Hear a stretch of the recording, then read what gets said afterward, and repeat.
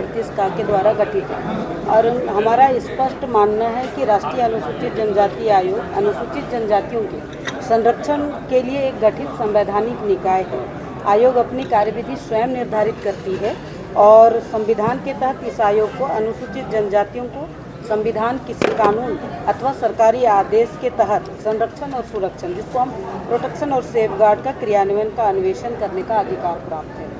तथा सही जो भी आयोग राष्ट्रीय अनुसूचित जनजाति आयोग से प्राप्त के द्वारा जो प्राप्त हुए हैं निर्दिष्ट शिकायत, जैसे यहाँ चौधरी सरना समिति, केंद्रीय सरना समिति ने सीरम टोली चौक सरना स्थल के बारे में शिकायत दर्ज किए थे, उनको आयोग ने संज्ञान में लेते हुए राज्य सरकार को नोटिस भेजे थे और उस नोटिस के आलोक में आज आयोग आई है और यहाँ एक दिन का पूरा कार्यक्रम रखी, क्योंकि सुबह में जनजाति समुदाय और अलग अलग सरना धर्मावलंबी के अगुवा के साथ में मीटिंग रखे और अभी सरना स्थल का निरीक्षण कर रहे हैं, जिसको हम कहते हैं कि जिस तरह से कई हमारे प्रमुख भी यहाँ उपस्थित हुए हैं, जो सरना अगुआ स्थल है, जैसे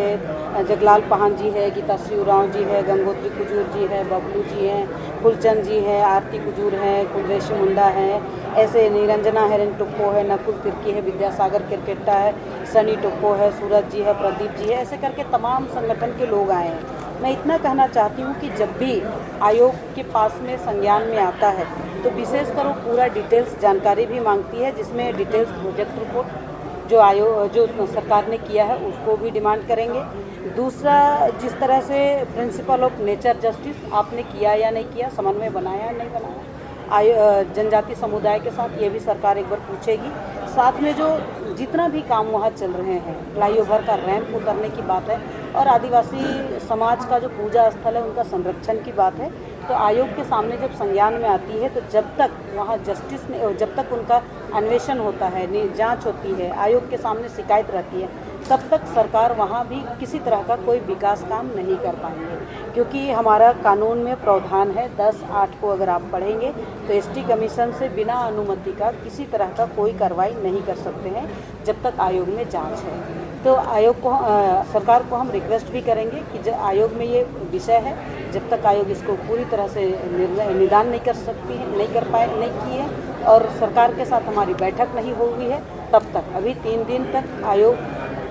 का बैठक नहीं होंगे। ये राज्य सरकार का लेटर भी आया है कि अपरिहार्य कारणों से हम बैठक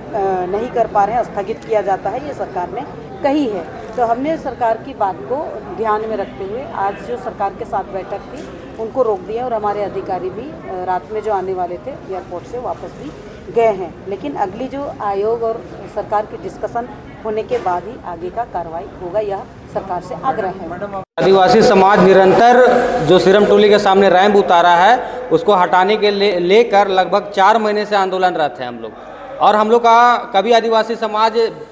विकास का विरोधी नहीं रहा है। रैंप का हम लोग ब्रिज का विरोधी नहीं है, हम लोग चाह रहे हैं कोई वैकल्पिक रास्ता उसका निकाला जाए। माननीय मुख्यमंत्री का जो आश्वासन था, लेकिन उसका अनुरूप ऐसा कार्य नहीं हुआ। सरूल के बाद जिस तरह से बंदूक का नोक में पूरा पुलिस छावनी में तब्दील करके जिस तरह से रैंप का काम किया गया है, बहुत बड़ा विडम्बना है। आदिवासी समाज का साथ आघात घोर अत्याचार किया गया है।